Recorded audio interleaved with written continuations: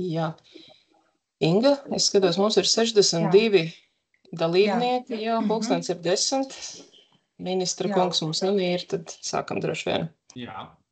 Labdien, cienījamais ministra, pašvaldību vadītāji un pārstāvi. Paldies, ka esat atraduši laiku šim semināram. Paldies par izrādīto interesi. Es esmu Inga Pola, Valsts nekustamo īpašumu investīciju piesaistes projektu vadītāja. Vēršu jūsu uzmanību, ka pasākums tiek ierakstīts. Pasākums plānots 3 daļās - ievadvārdi, prezentācijas un jautājumu un atbilžu sesija. Jautājumus semināra laikā droši rakstiet čatā, kā arī beigās varēsiet uzdot virtuāli paceļot roku. Kā pirmo ievadvārdu aicinu teikt finanšu ministru Harvilu Hašradzenu. Lūdzu, ministra kungs. Paldies, Inga. Vai man var dzirdēt? Jā, dzirdam. Ļoti labi, jā. Labdien, cienījamie semināra dalībnieki. Paldies par interesi un piedalīšanos šajā seminārā. Un, manuprāt, mēs runājam par ļoti, ļoti svarīgu lietu, tādu gan pašvaldību, gan valsts attīstībā. Un mēs runājam par tātad PPP projektu attīstību kā tādu. Un šis projekts ir nevis tāds vispārēji, tāda runāšana, ka vajadzētu, bet ļoti konkrēts. Un, lai es iedot fonu uz to, kā es to skatos, tad ir ekonomika, iet, tā teikt, ekonomiskie cikli attīstās savu gaitu, un teiksim, tā valdības rocība nevienmēr ir tāda, ka var atļauties visam, kam būtu nepieciešams atļauties līdzekļus, arī nāk priekšā milzīgi projekti tādi kā Rail Baltica un kas tik vēl viss nav. Un tad viens no instrumentiem, ko valdības var lietot, un tā Eiropas Savienības telpā valdības lieto plašu šo instrumentu, ir publiskā-privātā partnerība. Un Latvijā šobrīd ir viens projekts, kas ir labi atrisināts, ļoti veiksmīgi, tas ir Ķekavas apveceļš. Tie, kas dzīvo tajā Latvijas virzienā, viņi bauda un redz, ka tas darbojās, un raugoties no valdības finansējuma, tas izstāst ļoti labi. Protams, ir tāda pilnīgi atšķirīga pieeja, to nerealizē paši, to realizē privātais partneris, un, piemēram, Ķekavas apveceļa gadījumā privātais partneris nodrošinās eksploatāciju 25 gadus, un pēc tam atdos šo te ceļu Latvijas valstī, labā kārtībā. Un šis modelis šeit labi strādā. Ja mēs runājam par mūsu projektu, pieejama cena ir dzīvokļu privātās un publiskās partnerības attīstības programmai, un šis ir līdzīgi. Tā doma ir, ka šobrīd ne valstī, ne pašvaldībām ir līdzekļi, lai iet uz priekšu ar mājokļu būvniecību, un šis te modelis saka to, ka privātais partneris šādu projektu realizē, noteiktu gadu skaitu, tā teikt, šos īpašums operē, pašvaldība ir tas, kas ir tas īres dzīvokļu menedžeris un maksājot pieejamības maksājumu, un tad galā šis te tā māja būve nonāk pašvaldības rīcībā. Tas ir tās ļoti vienkāršs stāsts. Bet ja mēs savalkot to visu kopā, es gribu teikt, ka, piemēram, mūsu kaimiņu dienvidos lietuvieši šobrīd jau realizē vairāk kā 50 šādu veidu projektus. Ja? Savukārt Latvijā mēs knapi esam ar pirmajiem 2, tad pirmais Ķekava, tad tas ir lielais apveceļš, kas ir tālāk ies uz robežu no Ķekavas, un šis tad būtu nākamais, ar ko mēs plānojam virzīties uz priekšu. Un tātad šo te programmu valdība jau ir apstiprinājusi savā 11. jūnija sēdē, un tātad tas programmas galvenais izdevums ir uzbūvēt pašvaldībās pieejamu cenu īres mājokļus. Un tā mērķa auditorija ir speciālisti ar vidējiem vai augstiem ienākumiem. Jāsaka, ka OECD savos pētījumos un mājokļu politika ir viens liels smags jautājums. Latvijā tur ir, man liekas, knapi labi, kā 3–4% ir atjaunots fonds mūsu tā teikt 30 gadu brīvvalsts laikā, jau otrā brīvvalsts laikā. Un tātad ir divas lietas. Tātad ir vāja mājokļu būvniecība. Otrs ir situācija tāda, ka, ja mēs skatāmies mājokļu klasifikāciju, 3 veidi. Komerc mājokļi, sociālajie mājokļi, pa vidu ir tas elements, kas saucās pieejamie mājokļi. Tā ir speciāla Eiropas direktīva. Kādēļ? Tādēļ, ka tirgus vienmēr nostājas tādā situācijā, ka vismaz puse valsts iedzīvotāji, Baltijas gadījumā tas trakāk, ir gan arī 60 vai 70% nevar atļauties jaunu mājokli. Ja? Un tādēļ tiek veidot politikas elements pieejami mājokļi, ja? Kas pieļauj dažādas valsts subsīdijas vai pašvaldību līdzdalību šajās te programmās. Un tas ir tas, ko mēs arī mēģināsim būvēt augšā. Tad šī te programma tiks īstenot vairākās lotēs. Šobrīd ekonomisko aprēķinu izstrādē ir iesaistīta Eiropas Investīcija banka, ar kuru valsts nekustamā īpašuma slēgs līgumu vistuvākajā laikā. Un tātad EIB, Eiropas Investīcija bankas komanda sāks darbu ar valsts nekustamajiem īpašumiem pie šī projekta augusta beigās. Tad attiecībā uz pašu projektu, tātad pirmo loti, tātad šī projekta ietveros tika izvērtēta iespējas īstenot programmu Daugavpilī, Jelgavā, Jēkabpilī. Nezinu, kā viss apsauc. Kovaļevskas kundze, ja es lūgtu jums izslēgt mikrofonu, tad mēs visi klausamies arī papildus lietas. Jā. Tātad pirmā lotes ietveros mēs vērtēsim programmas Daugavpilī, Jelgavā, Jēkabpilī, tiks vērtēts Jūrmalā, Liepājā, Ogrē, Rēzeknē, Rīgā, Valmierā, Ventspilī, Ādažos, Cēsīs, Ķekavā, Mārupē, Olainē, Salaspilī, Siguldā, kopumā 17 pašvaldības. Tātad pirmās pašvaldību saraksts tiks pēc šī pētījuma izstrādes tiks precizēts pēc šiem finanšu ekonomiskiem aprēķiniem. Un man liekas, ka šis ļoti svarīgi saprast. Šobrīd tātad ir piešķirts ievērojams resurss, lai veiktu pētniecības procesu un strukturētu sagatavotu materiālu. Tad pirmais ir Ernst & Young pētījums, potenciāli, kas būtu nepieciešams, un tagad ir šis otrais Eiropas Investīcija bankas pētījums. Tātad, ja par projektu mērogu, pirmajā lotē ir paredzēta vismaz 1000 dzīvokļu izbūve Latvijā, un tātad kopējais investīcija projekts ir 100 miljonu eiro. Tātad, un diezgan ticami ir šobrīd, mēs varam paredzēt, ka EIBS ir gatavs sniegt investīciju aizdevumu projekti privātiem partneriem. Ja? Par to mums nav šaubu, un arī mēs redzam, ka Eiropas Investīcija banka, viņa ir ņemot vērā to, ka ekonomikas ministrija ilgus gadus to ir ņēmies. OECD ir izdevusi atsevišķu pētījumu par pieejamu mājokļu nepieciešamību un modeļiem. Ja? Tas kopumā saka, ka šajā reizē vajadzīgi ir, un mēs redzam pēc pieprasījuma ir. Tas jautājums ir tikai kādā veidā to jēdzīgi sadalīt. Kovaļevskas kundze, man jālūdz jums vēlreiz mikrofonu izslēgt. Tad programma paredz pašvaldības un valsts subsīdijas, ja īres maksa, ko gatavs un spējīgs maksāt īrnieks, nenosēdz visas pieejamības maksājumu summu. Šobrīd būvniecības izmaksas energoefektīvām modernam mājoklim rezultējas īres tirgus cenā, kas būtu ap 12 eiro kvadrātmetrā, kāda ārpus Rīgas pašvaldības iedzīvotājiem nav pa kabatē. Ja?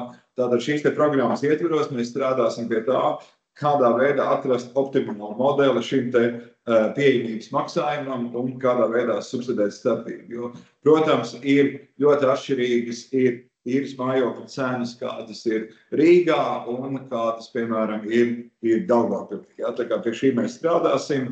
Tad dažas lietas vēl svarīgi, kā mēs plānojam virzīties priekš. Tā programma tiks īstenot sadarbībā ar pašvaldībām un valsts nekustamā īpašumu tātad slēgs nodomu protokolu par iespējamo dalību projektā, tā skaitā par projektu īstenošanu nepieciešamā zemes rezervācija. Ja? Tātad nākamajā fāzē, lai varētu veikt konkrētas aprēķiņas, mums ir ļoti svarīgi, ka pašvaldība, kas vēlās piedalīties projektā, rezervē zemes gabalu. Jo nav iespējams abstrakt aprēķināt, bet ir vajadzīgs konkrētā vietā, konkrēts mājoklis ar konkrētu dzīvokļu skaitu, saprast, kāds ir nulles cikls un kādā veidā to finansēs un vispārējo. Tā kā šī mājas ļoti svarīgs elements. Ja? Un arī pašvaldības ir gadījumā, viņas neizvēlās šajā pirmajā kārtā piedalīties. Tad ļoti svarīgi, manuprāt, ir šī pašvaldība praksa, ko mēs attīstam un pieredze, ka mēs domājam, ka šeit mums varētu būt šāds mājoklis, iziet cauri aprēķiniem un izveidot savu metodoloģiju, kādā veidā noteikt deficītu, ja, un saprast, kurā vietā mēs to liekam, kurā vietā mēs varētu šo mājokli likt. Tam jau vēl nāks klāt ļoti daudz dažādu jautājumu. Tā teikt, šādas te būvas arhitektoniskā ilgtermiņa vērtība. Piemēram, mēs ļoti daudz varam mācīties no valmieriešiem, ja viņi pirmos 2 šādus projektus ir realizējuši. Ja? Un daudz citi jautājumi. Tā kā es tiešām aicinātu domāt par šo te dalību. Tātad zemes gabaliem izvēlētiem ir jābūt augstas gatavības, proti tādiem, kas ir gatavi būvdarbu sākšanai. Visa projekta īstenošanas laikā zeme un ēkas paliek pašvaldības īpašumā. Tātad tas ir, respektīvi netiek prasīta zemes nodošana valsts nekustamā īpašumā, tāpat netiek veidots dalītais īpašums. Ja? Tāpat netiek veidots dalītais īpašums. Tātad jau tas jau tiek paredzēts sākotnēji. Un tātad mēs virzīsimies priekš ar valsts nekustamā īpašuma vēstulēm pašvaldībām, ar pievienot skats pašvaldību pieprasījumu profilu. Tās ir nosūtīts 1. augustā. Profilu izstrādāt sadarbībā ar konsultantu kompāniju Ernestu un Youngu. Līdz 31. augustam pašvaldība var precizēt savu apzināto dzīvokļu pieprasījumu un līdz 31. septembrim nepieciešams pašvaldības lēmums par dalību programmu. Tā skaitā lēmums par zemes gabalu rezervāciju, aprēķina izstrādi. Tātad mēs plānojam, ka EIB komanda tātad būs, EIB pārstāvji būs Rīgā tātad 2. oktobrī, kad mēs finalizētu tātad valsts nodomu protokolu slēgšanu. Ja, tas ir Rīgā, kā es teicu, 2. oktobrī, un līdz tam būtu visi galvenie lēmumi jāpieņem, un šodien, kas ir jāizdara, tiks runāt šajā seminārā. Tātad finanšu ekonomiskā aprēķina izstrāde tiks pabeigta līdz 25. gada 1. maijam, un tad mēs virzīsimies uz ministra kabineta apstiprināšanu. Tātad pēc 25. gada 1. augusta tātad tiek plānots, ka valsts nekustamā īpašuma pašvaldības noslēgs saistošas vienošanās par programmas īstenošanu. Tātad tas ir plānots tātad 25. gada 1. augustā. Un 25. gada 1. septembrī tiks iesniegts ziņojums ministra kabinetā par pašvaldību dalību projektā un subsīdijas apmēru, kā arī dalības starp valsti un pašvaldību. Jā, starp valsti un pašvaldību. Un tātad, ja mēs virzamies saskaņā ar apstiprināto ministra kabineta grafiku, tad 26. gada laikā notiek projekta informācijas investoru dienas, PPP privātā partneru iepirkums, sarunas ar privāto partneru un finansētāju par PPP līgumu, finanšu ekonomiskā aprēķina saskaņošana reiz, tā ir paredzēta 27. gada septembrī, savukārt MK lēmums par PPP līgumu slēgšanu paredzēts 27. gada beigās, lai 28. gadā uzsākt mājokļu būvniecību. Īres mājokļi būs pieejami īrniekiem tātad no 2030. gada marta. Pieejamības maksājumi pašvaldībā un valstī jāplāno no 30. gada marta brīdi, kad mājokļi būs pieejami dzīvošanai. Kopumā programma paredzēta 30 gadu periodā un ārpus publiskā sektora budžeta bilances, kas ir svarīga sadaļa. Tātad mēs to programmu veidojam šādi, ka viņa neapgrūtina pašvaldību bilances, aizņēmuma bilances, ja, un pašvaldībai vienīgi jārēķinās ir ar šo te pieejamības maksājumu. Tā kā, tie būtu tādas galvenās lietas no manas puses, tātad pašvaldībai lēmums par to, ka piedalīties šajā programmā. Ja arī tas nerezultējās ar rezultātu, tad katrā ziņā viņš ir, manuprāt, tā dalība programma, kas mums pirmajā fāzē dotu pietiekami daudz zināšanas par to un datus par to, kādā veidā šī lieta ir attīstāma, un tad jau jāpieņem pašvaldībā lēmums, vai to dara vai nedara. Šobrīd attiecībā uz pieprasījumu mēs problēmas neredzam, drīzāk mums būs grūtības vienkārši kādā veidā to 1,000 sadalīt, bet tas svarīgais ir, ja mums veidojas zināšanas, un tas, ko es gribu teikt, mēs arī plānojam tālāk, arī nākamo kārtu šīm lietām. Mēs esam lēnām sākuši diskusiju ar to, kādā veidā rīkoties, arī paplašinot šo te ietvaru. Tātad viens ir šī mājokļu programmas, un ja mēs sekmīgi būsim ar EIB par pirmo vilni, tad arī viņi ir gatavi runāt par tālāk, jo 100 miljoni ir vispār mazākā lata, ar ko viņi vispār grib krāmēties. Ja? Un otrs, mēs pašlaik domājam arī par skolu būvniecību šādā veidā, PPP projektiem un sociālo objektu būvniecību. Piemēram, minēt uzņēmums, tas ir Rothschild Portugāles atzars, kas veido ķekavas apveceļu. Patiesībā viņu lielā specialitāte ir sociālo objektu, valsts un pašvaldību sociālo objektu PPP programmas. Ja? Tas ir viņa tāda, tas, ko viņi tiešām ļoti labi zina. Ja? Ceļu būvniecībā viņi piedalās pirmo reizi ļoti veiksmīgi. Tas projekts tiešām ir augstā kvalitātē realizēts. Un man tas ļoti iedrošina arī, ka šajā projektā mēs labi tiksim galā. Mums ir izveidot labu komandu šobrīd, ir Finanšu ministrijas komanda, tāda ir Cefler iesaistījusies, nekustamā īpašuma būs valdības partneris, kas šo projektu realizēs, EIPS, un tas, ka EIPS ir piešķīris krietni naudas summu šī projekta izpētēji, tas rāda, ka viņu interese par šo projektu ir ļoti augsta. Viņi vēlās, ka Latvija iesaistās aktīvi šajā finansēšanas modelī, kā dara līdzīgas Eiropas Savienības dalība, daudz citas Eiropas Savienības dalību valstis. Un es domāju, kādēļ Latvija gan nevar to darīt. Es domāju, ka var. Tas prasa diezgan lielu iedziļināšanos, prasmes, zināšanas, kā to dabūt gatavu. Bet, teiksim, tas ķekavas projekts man rāda, ka to var dabūt gatavu. Vienu piemērs var minēt. Mēs te klubdami kristām ejam uz priekšu ar Rail Baltica projektu, ar visādu veidu sadārdzinājumiem, kur tur ir ieprogrammēts jau 70% sadārdzinājums. Tad ķekavas apveceļas projekta sadārdzinājums, kas viņi izgāja ārpus, bija 3%. Jā, 3%. Jā. Ļoti cienījami novadīts projekts, un mums viņš ir dabā, ļoti kvalitatīvs darbojās un tā tālāk. Es esmu pārliecināts, ka šis projekts arī tiks novadīts šādā veidā, kur mēs tiksim pie saviem iedzīvotājiem kvalitatīviem īres mājokļiem. Un es varu pateikt no savas puses, lai kur es brauktu runāt ar pašvaldībām, tā prasība un vajadzība ir ļoti skaidra un saprotama. Ja? Ļoti skaidra un saprotama. Tā kā kolēģi, es aicinu šodien seminārā, tā teikt, ieguldīt, uzmanīgi klausīties, uzdot jautājumus, kas nav skaidrs. Un es to lielo vērtību redzu tajā, ka mēs ar nekustamo īpašumu konsultantiem Eiropas Investīciju banku radīsim jaunu tādu zināšanu un prasmu kopumu, kā realizēt PPP projektus. Paldies! Liels paldies ministram. Tagad dod vārdu valsts nekustamo īpašumu valdes priekšsēdētājiem Renāram Griškevičam. Jā, paldies, Inga. Labdien, cienījamais finanšu ministrs, godātie pašvaldību vadītāji un pārstāvi.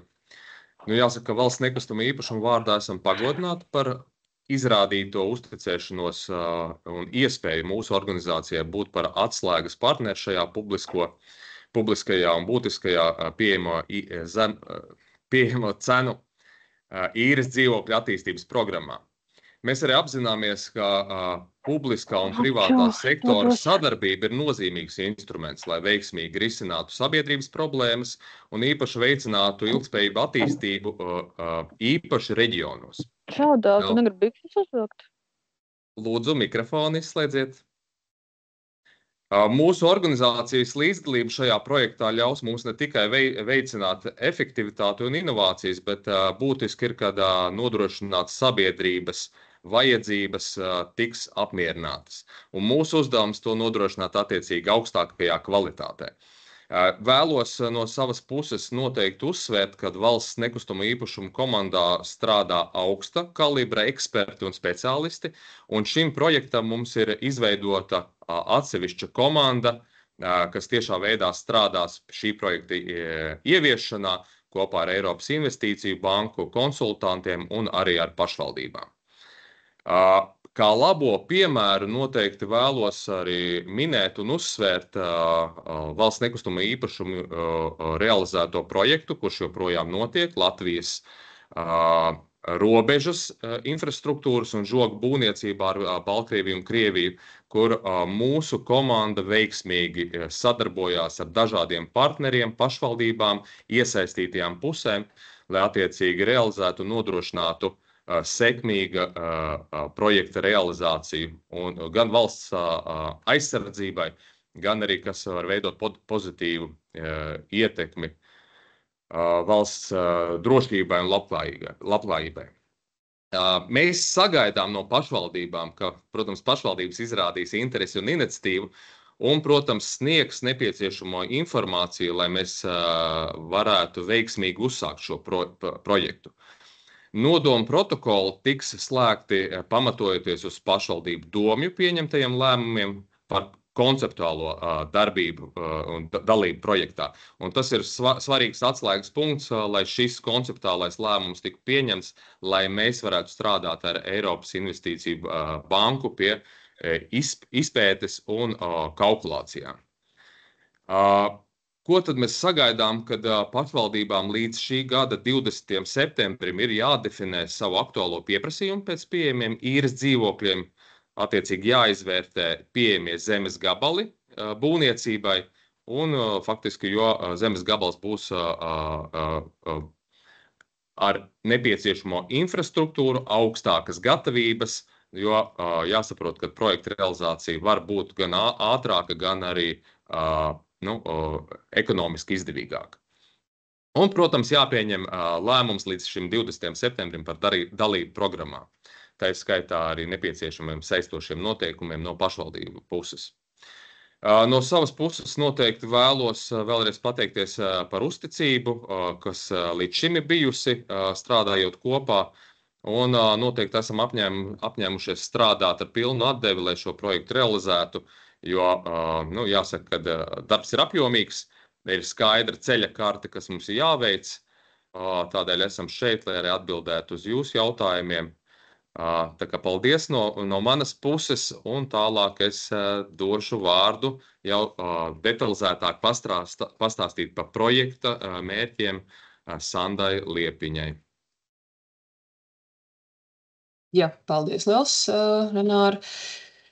Tātad mans uzdevums ir sniegt īsu izklāstu prezentācijas veidā programmai, kas, kā ministrs minēja, ir 11. jūnijā valdībā apstiprināta informatīvā ziņojuma veidā, pieejama cēnu īres dzīvokļu PPP attīstības programma.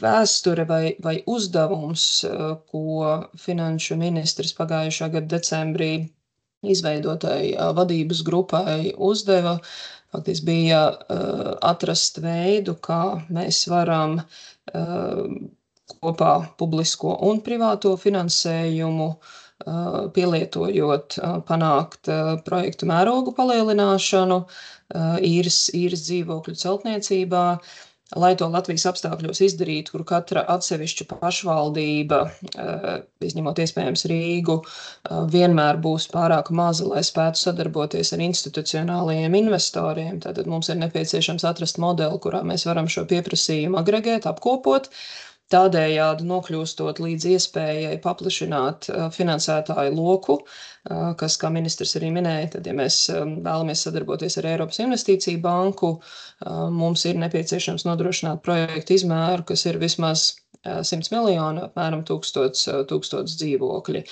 Un papildus mērķis atrast veidu, kā mēs strukturējam šo darījumu, tādā veidā, ka mēs varam arī atkārtot un turpināt tas, ko mēs saucam par nākamajām lotēm, tātad mērogojams ilgtermiņa risinājums. Par piemēriem kolēģi minējas, vienīgais piebilst, kas ir ļoti svarīgi gan Eiropas Investīciju bankai, gan arī Eiropas komisijai, kas finansē šo Eiropas Investīciju bankas izpētes darbu, ir, ka visi lēmumi ir balstīti gan skaidrā izpētē, gan arī jau valdības pieņemtajos lēmumos. Tādēļ būtiski arī pagājušā gada novembrī valdība apstiprinātajās mājokļu pieejamības pamatnostādnēs šis uzdevums arī ir iekļauts, meklēt un veidot šo PPP pieejas risinājumu attiecībā uz pieejamu cenu īres mājokļiem. Jo līdzinējā pieredze, kur katra pašvaldība risina atsevišķos jautājumus, noved pie tā, ka mums ir neliela mērogi un mums ir pieejami tikai noteikta veida vietējie finansētāji, bet mēs nespējam strādāt ar institucionālajiem investoriem, kuriem ir šī salīdzinoši lētākā nauda vai tas, kas tiek saukts par pacietīgo kapitālu, kas ir gatavs investēt uz ilgāku laiku par samērīgām likmēm. Nu, lūk, un tātad vajadzība mums izriet no tā, ka pašvaldības dažādu apstākļu dēļ nevar piesaistīt finansētāju, un vai attīstītājs, un attīstītāji nespēja piesaistīt finansējumu ārpus Rīgas tādā apmērā, lai mēs spētu to pieprasījumu nosekt. Nu, lūk, un tātad tas pamat iemesls, kas mums kā tirgus nepilnība ir jādefinē jebkurai šādai programmai, ir, ka ārpus Rīgas būvniecības izmaksas un iedzīvotāju maksātspēja nav līdzsvarā. Sekundārais tirgus ir mazatīstīts, nu, un šis arī ir iemesls, kāpēc projekti, ko arī varētu vietēji attīstītāji organizēt, nekvalificējas finansējumam vietējās bankās, un sanāk šis apburtais loks, kurā dzīvokļi nav pieejami. Tas arī ir viens no pamat iemesliem, kāpēc, kā ministrs minēja, Eiropas Investīcija banka redz arī savu kā attīstības bankas lomu palīdzēt Latvijai šo apburto loku salauzt un spēt tikt uz priekšu. Tad programmas mērķis ir vismaz 1000 dzīvokļu vienā lotē. Pamat iemesls šim ir tātad šis mērogs un arī finansējuma apjoms, kas ir nepieciešams 1000 dzīvokļu izbūvē. Un tas mūsu, kā Finanšu ministrijas valsts nekustamo īpašumu CFLA, darba uzdevums ir atrast visus iespējamos veidus, kā mēs vienkāršojam gan šīs programmas sagatavošanu un lēmumu pieņemšanu, jo tajā darbā, kas saucās strukturētais finansējums, visi riski tiek apskaitīti un, attiecīgi, ja mēs varam samazināt riskus, jo skaidrāk un paredzamāk arī šī programma ir. Tā kā tādēļ mēs arī kopā ar jums strādāsim pie gan, ja būs kādi jautājumi, kādas nepieciešamas izmaiņas likumdošanā nepieciešams, lai mēs varētu virzīties uz priekšu. Lūk, pamat uzdevums mums ir nokļūt pie ārpusvalsts bilances PPP līguma ar privātā finansējuma piesaisti, lai mēs spētu šo īstenot un saprotot, ka mums ir tirgus nepilnība, tātad mums ir nepieciešams arī subsīdijas elements, un šis arī ir tas modelis, uz ko mēs orientējamies, kas arī ir valdības ziņojumā apstiprināts. Veids, kā šis izskatās schematiski, un viss šī informācija arī šajā informatīvā ziņojumā ir izklāstīta, bet mērķis mums ir pēc iespējas pieejami arī šodien izklāstīt. Tātad publiskais partneris Latvijas gadījumā sastāvētu no valsts nekustamajiem īpašumiem, kā publiskā pieprasījuma agregātora, kurš uzkrāja arī zināšanas pieredzi un kuram ir valdības dots mandāts organizēt šīs programmas darbību, un pašvaldības, kuras izvēlas iesaistīties programmā, kuru pamat uzdevums ir pārzināt pieprasījumu savā teritorijā un kuras iegulda zemes gabalu, tad augstgatavības zemes gabalu, lai uz kura tad šī īres māja tiktu būvēta. Un privātais partneris, kurš nāk ar saviem finanšu līdzekļiem piesaistītajiem zināšanām un pieredzi šādu mājokļu būvniecībā citur. Tas tā pavisam augsta līmeņa kopskats. Pieejamības maksājuma modelis, kas ir piedāvāts šajā programmā, esence būtu šāda.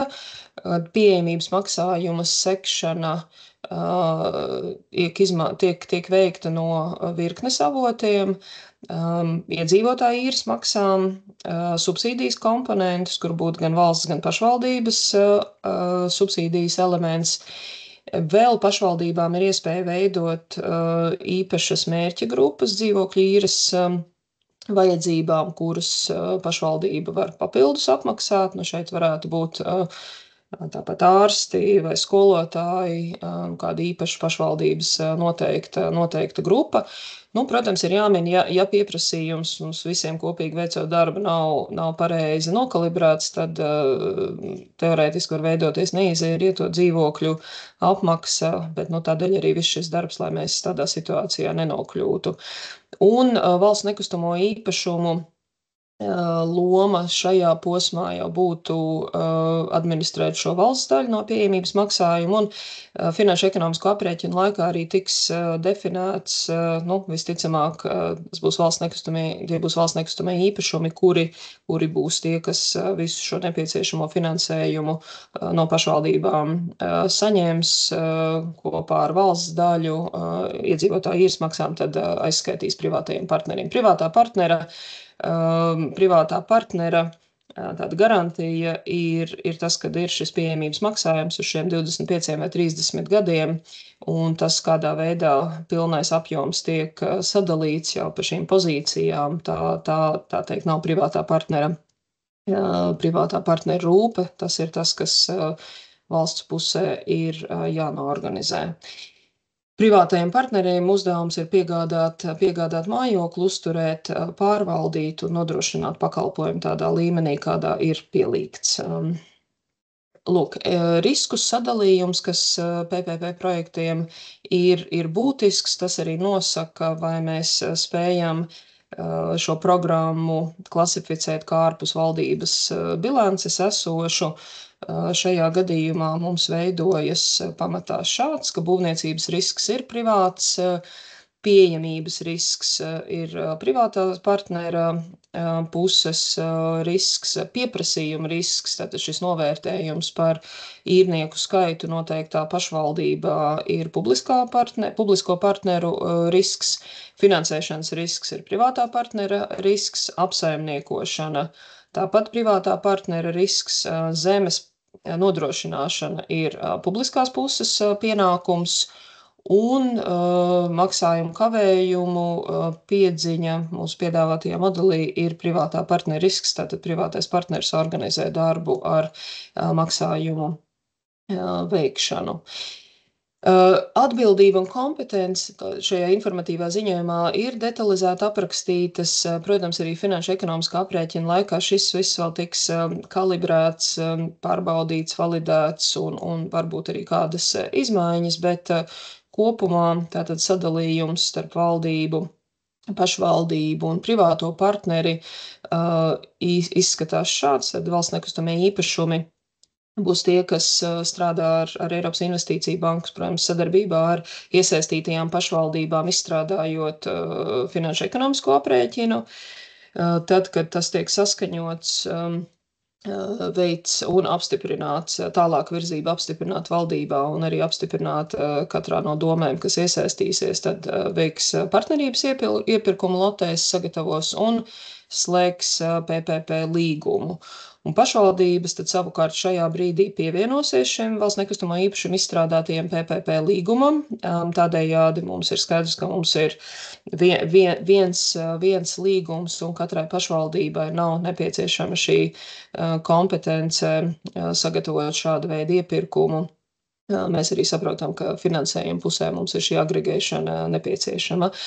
Lūk, tad tālāk valsts nekustamā īpašuma veiks partnerības līgumu uzraudzību un maksās pašvaldībai valsts subsīdijas daļu īres maksai pēc tā, kas būs finanšu ekonomiskā aprēķinā un apstiprinātajā programmā jau skaidri pielēmts.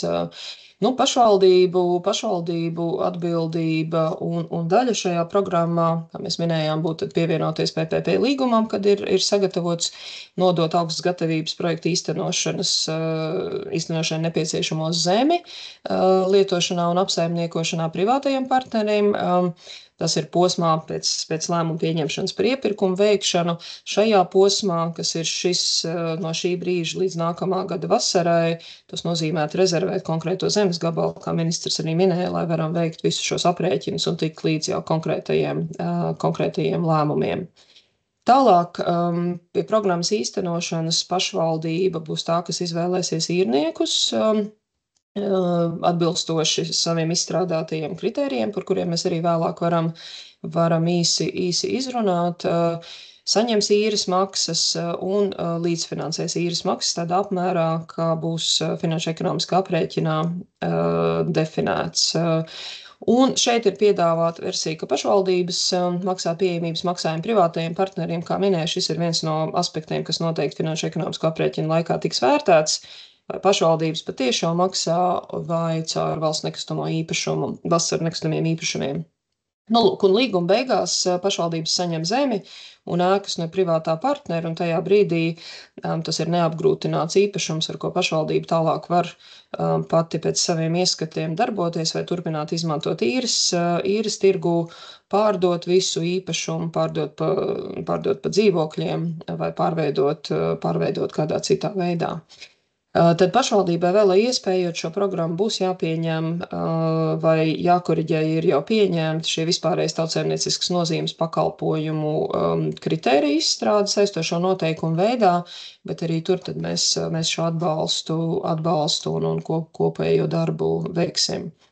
Nu, un privātajiem partneriem šajā programmas modelī ir sekojoša loma, protams, līguma slēgšana, saņemt zemi lietošanu, apsaimniekošanā, bet būtiskais izstrādāt būvprojektu, veikt autoru uzraudzību, nodrošināt būvuzraudzību, veikt īres mājas būvniecību, finansēt visa projekta īstenošanu, tātad pašiem piesaistīt finansējumu, veikt pēc tam, kad māja ir nodota eksploatācijā, veikt īres mājas uzturēšanu, apsaimniekošanu un līguma beigās nodot zemi un māju pašvaldībai. Nu, un, protams, ieguvuma pusē ir šis kopējais pieejamības maksājums, ko privātais partneris saņem to gadu laikā, uz kuru līgums ir noslēgts. Tas tātad īsumā tāds pārskats par atbildību un kompetencēm. Un tad jautājums, kas mums iepriekš diskutējot ar pašvaldībām, raisa lielāko interesi, ir šis subsīdijas elements, kas iespējo īres risinājumu attīstību.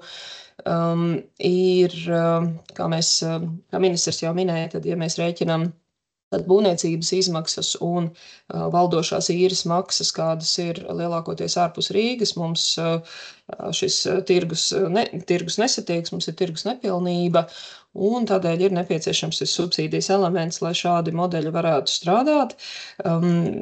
Šobrīd, virzoties uz finanšu ekonomisko aprēķinu veikšanu, tā pamatuzstādījums ir, ka subsīdijas apmērs būs dažādās pašvaldībās. Mēs esam šeit norādījuši iespējamo subsīdijas apmēru no 30 līdz 70, iespējams kaut kur arī 100%. Tas pamatā finanšu ekonomiskā aprēķina veikšanas laikā būs atkarīgs no iedzīvotāju maksātspējas un ekonomiski pamatot īres maksas apmēra, kas ir iespējams šajā konkrētajā novadā pilsētā, un tātad starpību sadzot ar subsīdijas palīdzību. Ja mēs apskatām dažus konkrētus piemērus, šeit mums ir piemērs, kas ir bāzēts uz diskusiju, kas mums bija Liepājā jau labu vai kādus mēnešus atpakaļ, tad aprēķins veikts ar sekojošiem pieņēmumiem.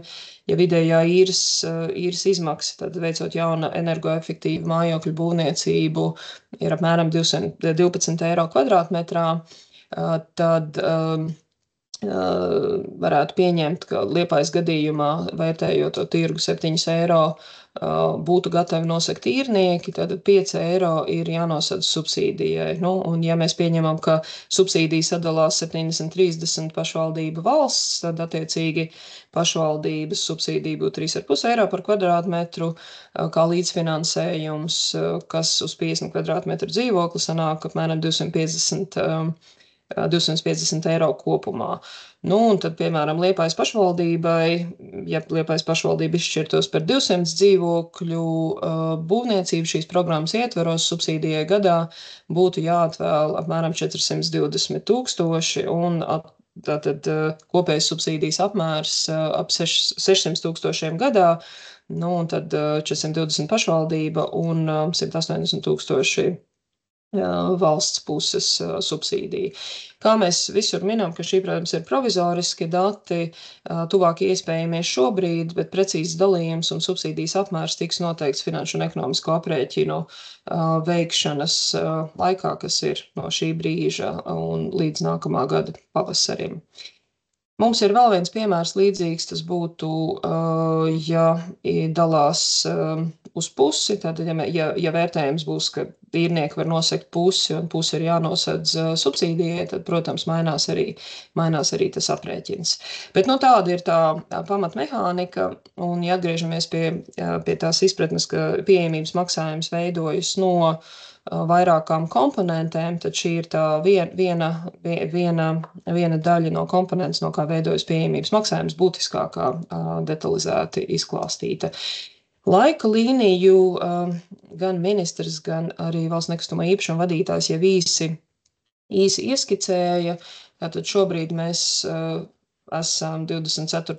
gada vasarā, kur mēs uzsākam jau detalizētu sadarbību ar Eiropas Investīciju banku, un tādā lielā schēmā mūsu pamat uzdevums ir līdz nākamā gada vasarai pabeigt finanšu un ekonomiskos aprēķinus ar iesaistītajām pašvaldībām, lai jau pēc pašvaldību vēlēšanām nākamā gada vasaras beigās, attiecīgi domēm būtu iespēja pieņemt lēmumu jau uz ļoti konkrētiem aprēķiniem par dalību šajā programmā, un tad šobrīd mēs plānojam, ka nākamā gada septembrī, 25. gada septembrī, tiek sniegt ziņojums ministru kabinetam par projektu finanšu ekonomiskajiem aprēķiniem, par konkrēto pašvaldību jau pielēmto dalību projektā un subsīdijas apmēru. Lai mēs līdz šim punktam tiktu, mums šobrīd ir nepieciešams, kā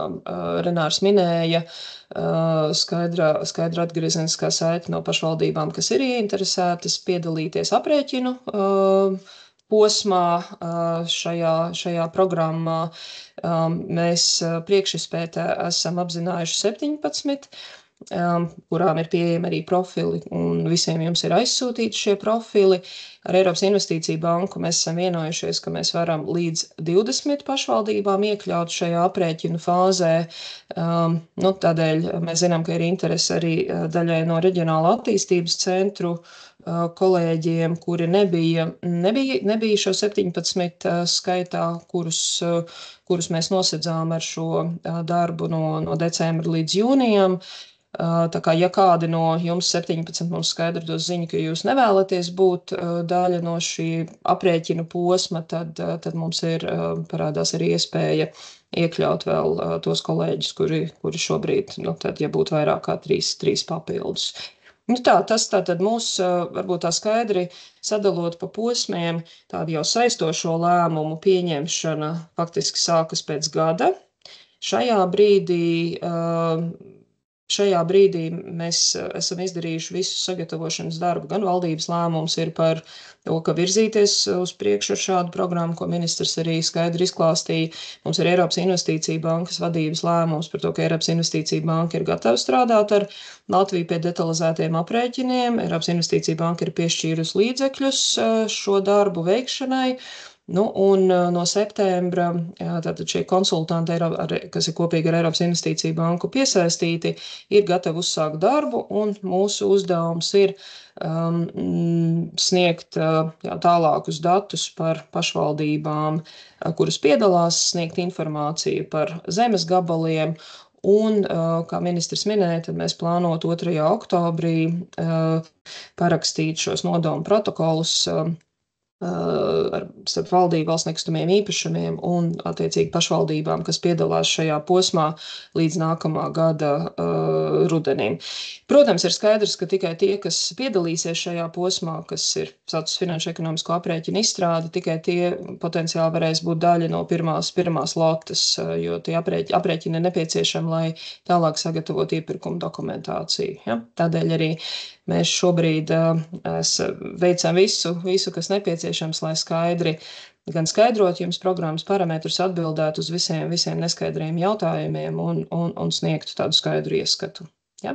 Paldies liels! Liels paldies Sandai Liepiņai. Tālāk es dodu vārdu Ernst & Young pārstāvim par pirmajā pusgadā veikto pētījumu projektu vadītājiem Kristupam Rengartam.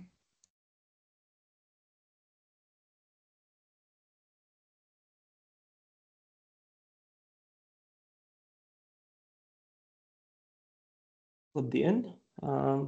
Izskatās, ka ekrānā redzēt Tad, man sauc Kristaps Rengards, esmu projektu vadītājs Ernst & Young, un tad kopā ar komandu mēs realizējām šo pētījumu valsts nekustamo īpašumu uzdevumā.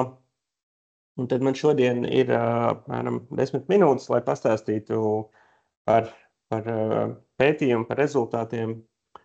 Un tad pirms mēs varbūt ejam rezultātos, es vēlētos nedaudz par definīcijām pastāstīt, kas tad ir pieejams mājoklis. Starptautiskās ekonomiskās sadarbības un attīstības organizācija to definē, ka mājoklis ir pieejams tad, kad 30% no bruto ienākumiem aiziet mājoklim. Tātad, lai tas būtu hipotekārais maksājums, īre un komunālie maksājumi, ja? Tātad, bruto alga ir 1000 eiro, tad, lai tas nepārsniegtu 300 eiro, tad tas skaitās pieejami, kas nozīmē, ka tātad, jā, pārējie ienākumi paliek labai dzīves kvalitātei. Un, jā, visi, es domāju, ir redzējuši Eurostat statistikas pārskats, kur Latvija ir viens no zemākajiem iedzīvotāju blīvumiem, 29 iedzīvotājs kvadrātkilometru, bet viens no augstākajiem rādītājiem pārapdzīvotos mājokļos. Ap 40% iedzīvotāji dzīvo mājokļos, kur ir nepietiekams skaits istabu mājsaimniecības lielumam. Ja? Un tad paskatoties arī datus par daudzdzīvokļu māju būvniecību, ja, tad arī var redzēt, ka primāri tas ir noticis Rīgā, Pierīgā, un ar atsevišķiem izņēmumiem tur var redzēt Valmieru, un arī izmaksas ir sadārdzinājušās. Ja, tad tas makro ekonomiskā informācija tad jau norāda uz problēmu, ja, arī atsaucoties uz pētījumiem. Mēs zinām visu šīs lietas, bet mūsu pētījuma mērķis bija tieši paskatīties reģionālā kontekstā un paskatīties, apkopot to informāciju, ko jebkurš investors, ar kuriem mēs arī ikdienā strādājam, kas būtu tie dati, kurus viņi vēlētos redzēt, kas būtu tie jautājumi, ko viņi uzdotu, lai tālāk pieņemtu lēmumu iesaistīties šādā projektā. Tad nākamais slaids ir tāds tā kā metodoloģisks kopsavilkums, kā mēs izveidojām šos te statistikas datu profilus par katru no 17 pašvaldībām, kuras bija mūsu darba tvērumā apskatīt. Tad arī mēs veicām aplēsi, man šķiet tā ļoti konservatīva aplēse par pieprasīto pieejamu dzīvokļu skaitu gan 20. Tātad pēc 23. gada datiem balstoties, un arī tāda kā prognoze, kāds varētu izstīties 30. gadā. Tad īsi sākumā ir tātad katras pašvaldības profilam ir tāds kā kopsavilkums par piedāvājumu un pieprasījumu, un kā arī šo maksātspējas analīzi. Tālāk ir statistikas dati, dzīvojamais fonds, migrācija, demogrāfiskā un ekonomiskā statistika. Un, lai šis nebūtu tāds, varbūt no realitātes atrauts pētījums, mēs arī braucām uz visām pašvaldībām. Es biju personīgi 16 pašvaldībās, tad citi kolēģi bija vēl citās. Un tad mēs arī jautājām, tad kādi ir jums pieejamie dati, prognozes, kādas ir jūsu vajadzības. Un tad arī mums viens no uzdevumiem bija savākt jau informāciju, kur ir tie visaugstākās gatavības zemes gabali, kur ir vajadzības, un tad mēs šos statistikas datu profilus papildinājām ar informāciju, kas bija saņemta no interesētajām pašvaldībām. Lūk. Un kopumā mūsu prezentācija ir 297 slaidi. Liels paldies tad visiem, kas iesaistījās, sniedz informāciju, un arī, protams, komandai, kas piedalījās šī nodoma veidošanā. Un tātad esam jau dzirdējuši atsauksmes, ka tas ir tālāk noderīgs tālākajā darbā. Arī nākamajiem konsultantiem, kas būs, tad viņi to varēs izmantot jau detalizētāku aprēķinu veikšanai. Lūk, tad šeit ir piemērs no cēsīm, kā tas izskatās. Ja, tātad tur ir sludinājumu dati no cenu bankas par sludinājumu skaitu un īres maksu, kas ir norādīts šajos sludinājumos. Tad arī mēs ņemam vērā īpašuma tiesību veidu. Ja mēs labi zinām, ka apmēram 20% tikai no visas Latvijas dzīvokļiem ir īres dzīvokļi. Tad jā, šeit arī var redzēt migrācijas datus un tātad arī jau indikatīvs aprēķins par katru no pašvaldībām. Mēs ņemam vērā arī mājsaimniecību struktūru un tātad šo pieprasījumu izteicām dzīvokļu skaitā, ņemot vērā, kāda varētu būt mājsaimniecības struktūra. Vai tas ir pāris bez bērniem, vai tas ir pāris ar bērniem. Ja. Nu, lūk. Un tad tālāk es vēlos arī pastāstīt nedaudz detalizētāk, kā mēs norācām pēc tā dzīvokļu skaita, kurš tad, konservatīvi skatoties noteikti būs pieprasīts. Ja? Tātad pirmais filtrs mums katrs pašvaldības iedzīvotājs skaitam bija ienākuma atalgojums. Ja? Mēs zinām, ka šis nav sociālais segments, tādēļ skatījāmies ar tādiem vidējiem, vidēji augstiem ienākumiem, bet tādiem, kas vēl nesasniegt to robežu, no kuras tad bankas ļoti komfortabli izsniegtu hipotekāro kredītu. Ja? Tas tātad pēc FKTK noteikumiem ir 72 reizes neto mēneša alga, ja tas ir tā maksimālā kredīta summa. Un tātad starp šīm divām bruto algas robežām mēs atlasījām iedzīvotāju skaitu. Tad mēs ņēmām vērā, ka no šiem iedzīvotājiem tātad daļai jau varētu piederēt dzīvoklis, ja, tur mantots vai kas, tātad arī ar to procentu mēs ņēmām vērā. Un tālāk mēs tad izmantojām SEB bankas veiktu iedzīvotāju aptauju par visā Latvijā. Tātad, kāds ir tas procents ar iedzīvotājiem, kas labprāt mainīt savu mājokli, bet nevar to atļauties. Ja? Un tas ir 17%. Un beigās mēs nonācām pie prognozes, tātad 23. gadā, cik no iedzīvotājiem tātad labprāt dzīvotu jaunā mājoklī, kas ir pieejams cenas. Lūk. Tad, kā mums izskatās ar rezultātiem, tad šajā grafikā jūs redzat principā tādu tirgus rādītāju par maksātspēju. Ja? Tātad sludinājumiem vidējā cena tumši pelēkajā stabiņā un gaiši pelēkais stabiņš tad ir vidējā sludinājuma cena jaunajā projektā. Ja? Un tad, ņemot vērā šos datus, mēs paskatījāmies, kāds tad būtu attālums līdz kolēģi tātad aprēķinātajiem indikatīviem pieejamības maksājumiem, ja, kas ir tātad 12 eiro mēnesī par kvadrātmetru. Un tas, ko mēs redzam, pa lielam ir korelācija ar atalgojumu līmeni reģionos, varētu teikt, ja, ka tātad Daugavpils, Jēkabpils, Rēzekne, tātad ir vislielākā delta, jeb atšķirība starp aplēsto tātad indikatīvo pieejamības maksājumu un uz sludinājumiem balstītu to iedzīvotāju maksātspēju, cik ir gatavi maksāt kvadrātmetrā par dzīvokli. Tātad šajos reģionos varētu būt vajadzīga vislielākā subsīdija, ja pieņem, ka, attīstītājs, tātad, lai celtu jaunas dzīvokļu mājas, vēlas saņemt 12 eiro kvadrātmetrā mēnesī par īres dzīvokli. Ja? Šeit arī paskatījāmies, kāda būtu tā atšķirība arī tieši jaunajos projektos. Un tālāk tad, konvertējot to mūsu pieprasījumu aplēsi ar piedāvājumu, kas ir tātad skaits jaunajos īres dzīvokļos, mēs šeit redzam, ja, kāda tad veidojās tā atšķirība starp sludinājumiem jaunajā projektā, kas ir ar dzelteno stabiņu, ja, tas ir 23. gada sludinājumu skaits, un tātad dzīvokļiem, kas būtu pieprasīti. Tas ir 23. gadā. Ja. Un tālāk pilnajā prezentācijā mums ir arī tātad prognoze, norādīt arī prognozi ietekmējošie faktori, piemēram, jaunu mājokļu celtniecība, algu pieaugums, iedzīvotāju skaita tendences, ja?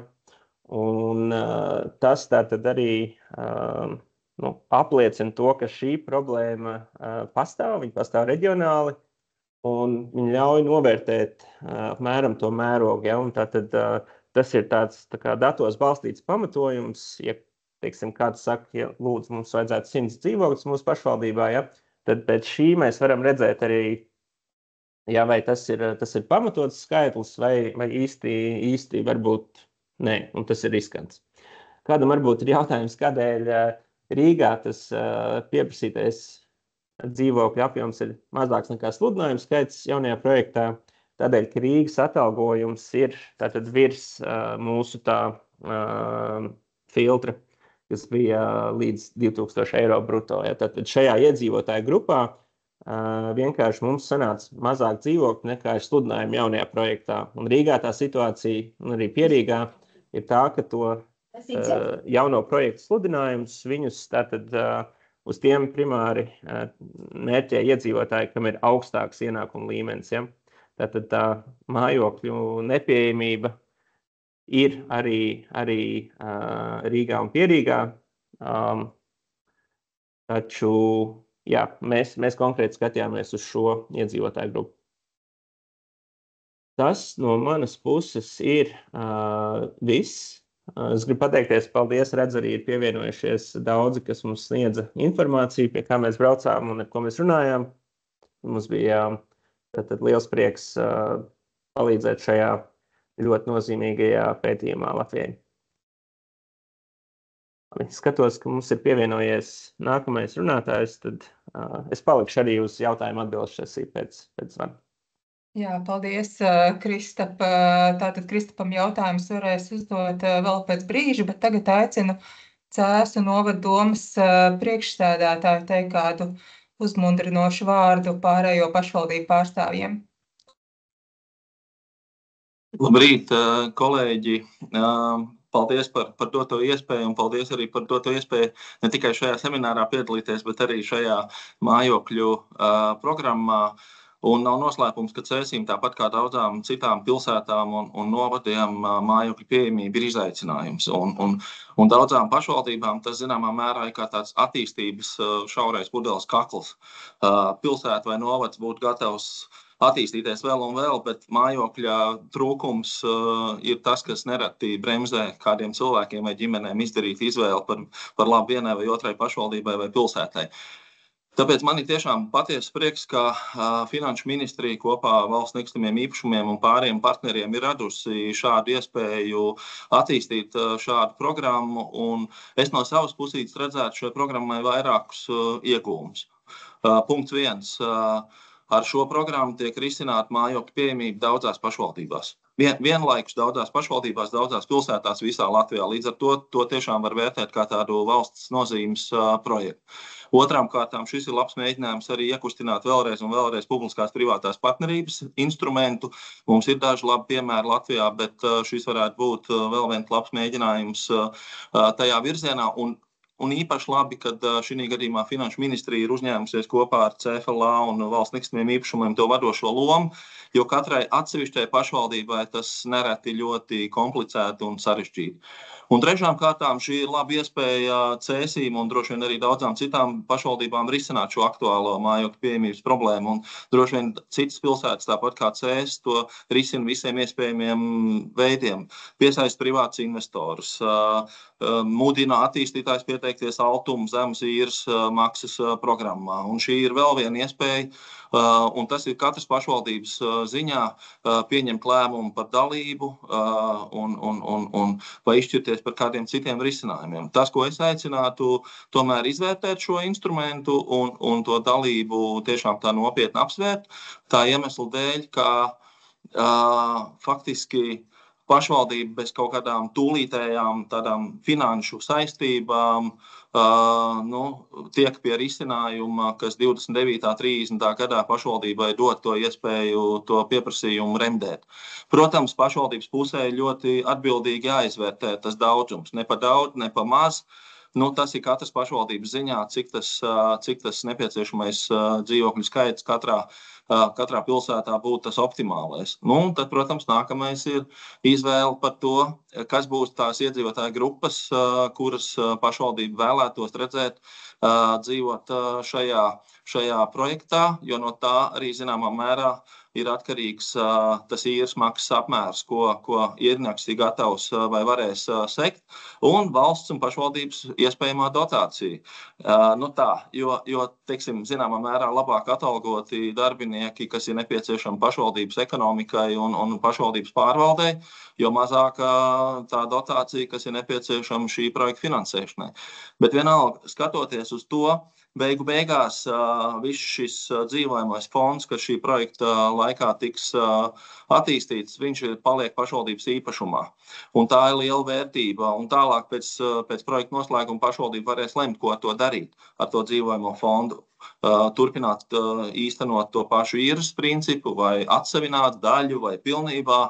Un tādā veidā, regulēt to savu mājokļu tirgu. Tā kā es tiešām aicinātu, mēs ļoti nopietni par šo projektu domājam un mums būs domas lēmums par dalību šajā programmā. Tas, ko mēs vērtējam, kas ir labākais zemes gabals, jo no tā arī atkarīgs ir konkrētā projekta, konkrētajā pašvaldībā šī izdevuma ienākumu sadaļa un arī potenciālā īres maksa. Tātad, jo augstāk sagatavot zemes gabals, jo zemāki ieguldījumi no investoru puses un jo zemāk potenciālā īres maksa vienā vai otrā pašvaldībā. Un, protams, mums ir jāmēģina trāpīt desmitniekā ar to nepieciešamo dzīvokļu daudzumu, kas cēsu projektam būtu ļoti, ļoti no svara. Tas arī no manas pusītes būtu īsumā.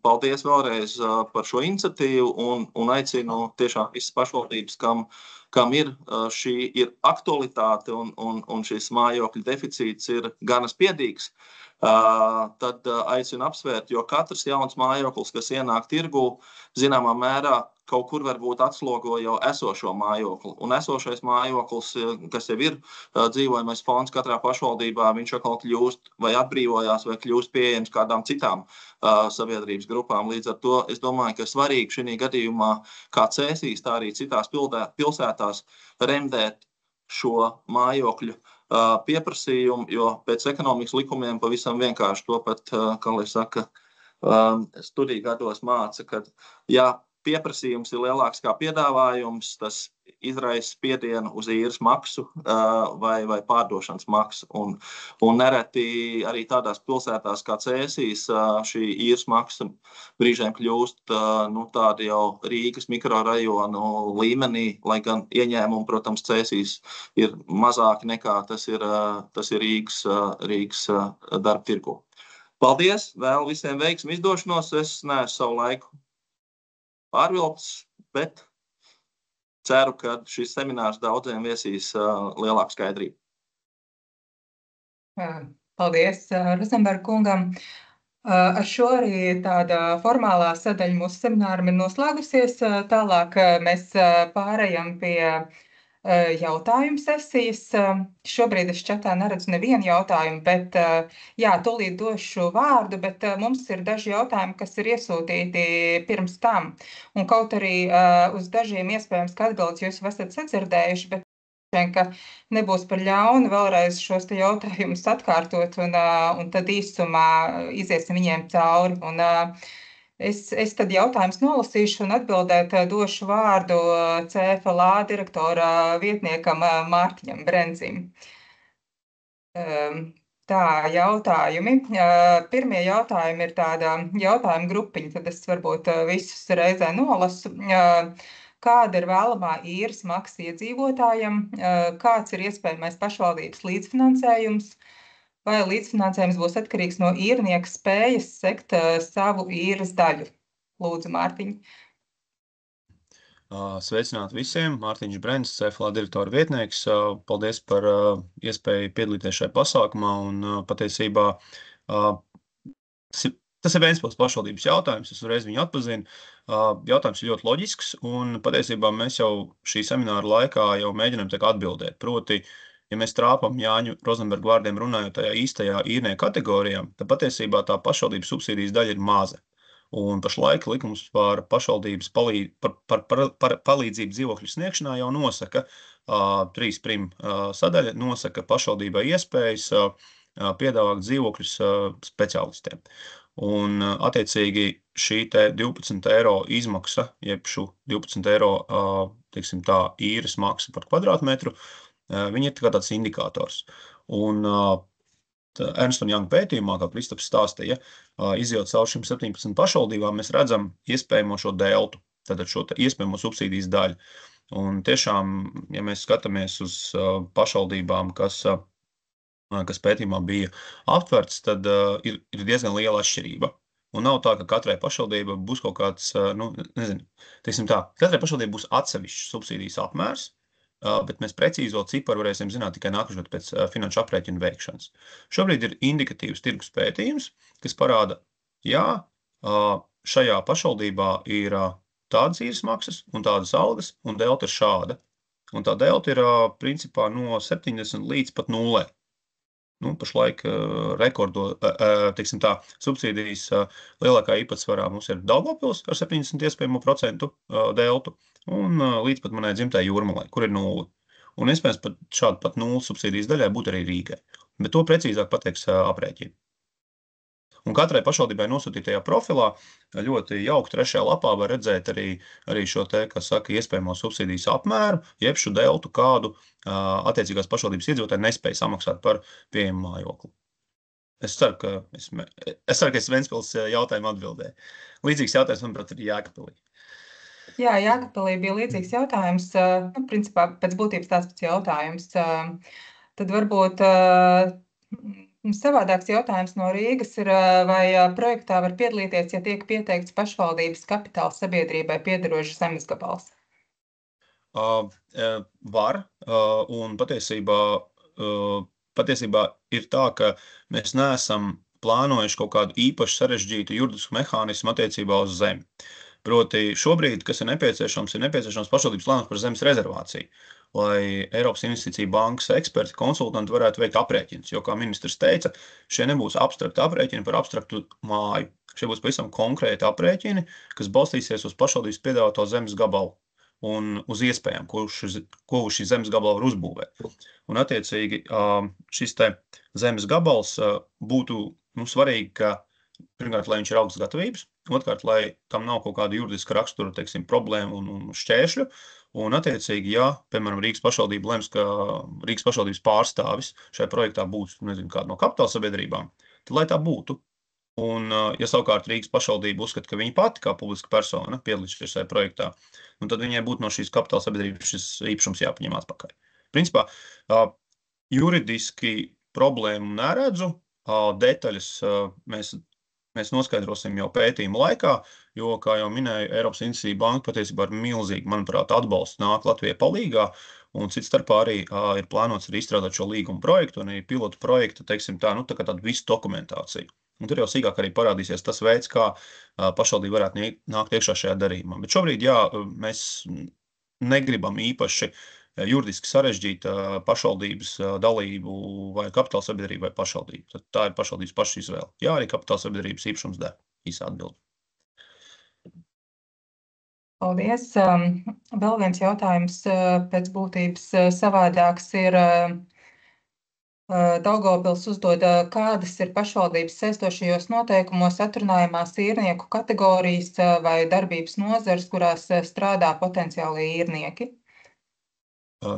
Arī šeit mēs nemēģinam izgudrot jaunu divriteni, proti, kā jau minēju, pašvaldībai ir saistošs tā saucamais dzīvokļu palīdzības likums, un ir mums gan vispārīgā daļa, gan kārtība, kādā veidā pašvaldība piešķir dzīvoklī kvalificētam speciālistam, un attiecīgi jau pašlaik Altuma programmā es zinu, ka vairākām pašvaldībām jau ir izstrādāti saistošie noteikumi, ir arī saistošie noteikumi uz esošo dzīvojamu māju fondu, un patiesībā tie nav jāmaina. Ko mēs vēlamies ar šo papildus programmu piedāvāt? Padomāt par vidēju un augstu ienākumu īrnieku kategorijām. Un te mēs plānojam arī veikt likuma grozījumus šajā palīdzības likumā, un likuma grozījumi dotu mandātu valstī palīdzēt pašvaldībai šo autonomo funkciju veikt, tātad mājokļu nodrošināšanas funkciju. Un nāk klāt arī ministrs minēja, tātad šī te pieejamā mājokļa koncepta detalizācija. Ko tas nozīmē? Tātad pašvaldības esošos noteikumos nosaka šīs profesijas un šīs mājsaimniecību grupas. Mēs ļoti vēlamies iet prom no tādas lietas kā ienākumu mērīšana, ikmēneša ienākumu mērīšana, izziņu prasīšana iedzīvotājiem, un mēs ļoti vēlētos arī līdz galam saprast un detalizēt arī šo te valsts atbalsta nosacījumu precizēšanu, jo Eiropas Savienībā, kurā mēs esam laimīgi iestājušies, ir vienoti noteikumi attiecībā uz valsts atbalstu. Un viena no lietām ir arī nozars, kurām šis valsts atbalsts nepienākās. Un iespējams būs kādas uzņēmumu kategorijas, uz kurām šie te valsts atbalsta noteikumi neattieksies. Respektīvi netiks piemēroti. Bet to mēs atrisināsim šī gada laikā. Mēs esam sākuši darbu pie šiem te likuma grozījumiem, un mēs anotācijā un arī attiecīgi regulējumā arī to plānojam paredzēt. Tā kā īsumā likums jau pašlaik ļauj pašvaldībai noteikt šādas kvalificēto speciālistu kategorijas, arī mājsaimniecību grupas. Šai valsts atbalsta programmai papildus varētu nākt atsevišķas uzņēmumu kategorijas, kurām šis atbalsts nepienāksies. Bet tas ir objektīvi iemeslu dēļ, tas nav tā, ka mēs to izgudrojām, tas ir vienkārši Eiropas Savienības līmeņa regulējums, kas pasaka, pieejams mājoklis pienākās daudziem, visiem, izņemot noteiktai daļai šo te uzņēmumu kategoriju. Cerams, nebija pārāk neskaidrs. Mārtiņ, varbūt te ir vērts, lai tāda skaidrība runa ir, piemēram, par azartspēļu uzņēmumu darbiniekiem, tā, lai būtu skaidrs ļoti specifiskas kategorijas, kuras principā, viņas mēs palīdzēsim definēt un ievērot šos nosacījumus, bet viņas būtiski nemainīs to jūsu iecerēto īrnieku loku. Jā, paldies. Tagad jautājumu rindas kārtībā. Pirmais roku pacēla Andris Bergs, lūdzu. Labdien, kolēģi! Mēs jau pirmajā tikšanās reizē tā kā tam jautājumam pieskārāmies, un mēs pēc tam vēl arī runājam mūsu uzņēmumiem, rūpnīcām, lielajām, mazajām. Vai tomēr joprojām nav iespējams kaut kādā veidā jautājumu pagriezt, kad mums ir pretī arī darba devējs kā komplekss īrnieks, kas ir gatavs ņemt, piemēram, paketi 15 dzīvokļus saviem darbiniekiem. Jo man tāda rindā ir, un ja mēs varētu to, ka mēs varam arī juridiskām personām darba devējiem dot, tad mēs krietni varētu to dzīvokļu skaitu pat palielināt. Es teiktu, ka tā atbilde ir drusciņi sarežģītāka. Tiešā veidā juridiskām personām mēs atbalstu sniegt nevaram. Runa ir šobrīd tikai un vienīgi par fizisko personu. Līdz ar to, tā diskusija mums bija arī Liepājā. Es atceros arī Hmeļevs kungu sacīto, ka mums ir pašvaldības uzņēmumi, kas varētu tā kā nākt un tā kā piedalīties un tā kā rezervēt savam darbiniekam plānoto dzīvokli. Bet tiešā tādā veidā šis atbalsts nav paredzēts, viņš ir paredzēts fiziskai personai, proti attiecīgajiem pašvaldības speciālistam vai arī attiecīgi pašvaldības teritorijā nodarbinātai personai. Līdz ar to, sesošos noteikumos būs jāparedz fiziskas personas, teiksim tā, kritērija un kategorija. Bet tas neierobežo jums, savos aprēķinos un savās kalkulācijās paredzēt darba devēja pieprasījumus. Patiesībā tas arī šo Ernst & Young pētījumu pamatā arī ir gan publiski pieejamie dati, gan arī informācija par iespējamo darba devēju, attīstības tendencēm. Un skaidrs, ka lielus objektus atverot dažādās pašvaldībās pieprasījums pēc dzīvokļiem arī aug. Un mēs zinām, ir ļoti daudz arī infrastruktūras objekti, kas reģionos pieprasa augstu kvalificētu darbspēku. Piemēram, tas pats stāsts par Liepājas cietuma atvēršanu. Jā. Tas uzreiz nozīmē, ka ir interese cilvēkiem atrast kvalitīvu darba, kā saka, ne tikai darba vietu, bet arī dzīvojamo telpu.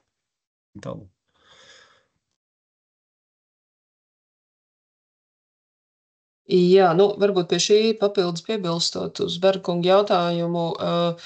Mēs esam to skatījušies, domājuši, bet tā pamat atbilde būtu, kā Mārtiņš teica, ņemt to visu vērā aprēķinos, arī brīdī, kad mēs tālāk strādāsim ar Eiropas Investīciju banku, zināt un spēt pateikt, kur ir tie uzņēmumi, kur ir ieinteresēti, no kuriem tie darbinieki varētu nākt, kāpēc mums, piemēram, jūsu gadījumā VTNP kritēriju saistošajos noteikumos varētu būt iezīmēt konkrētu apstrādes rūpniecības saistīto speciālistu fokus un tāds. Tas būtu tas veids, kā ar šo strādāt.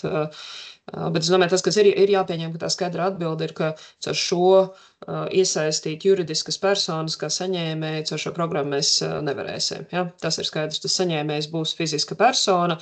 Tas, ka jūs varat ar saistošajiem noteikumiem iezīmēt specifiskāku fizisku personu grupu, kas strādā noteiktos uzņēmumos, tas ir tas, ko pašvaldība var noteikti izdarīt. Ja? Tā. Paldies. Tālāk mums ir vairāk jautājumu čatā. Labdien! Ko ietver augstas gatavības zeme dzīvokļu būvniecībai, ņemot vērā, ka faktiski būvniecība varēs sākties no 2028. gada, vai ir iespējams kādos konkrētos gadījumos nepieciešamos ieguldījumus vai plānošanu veikt vēl tuvākajos 3 gados? Es mēģināšu atbildēt. Pirmkārt, prieks, ka mums pievienojusies Ķekavas pašvaldība un Viktorija Baire. Sākotnējā tā indikācija bija tāda, ka Ķekava ir skeptiski par dalību šajā programmā, un es ceru, ka Ķekava mainīs savu viedokli. Un īsa atbilde ir tāda, ka tas ir tāds zemes gabals, kurā var sākt būvniecību. Es uzskatu, ka principā šajā fāzē, kamēr notiek aprēķini, pašvaldībai būtu pat pienākums sākt domāt par zemes gabalu pielāgošanu maksimāli jau būvniecības stadijas sākumam.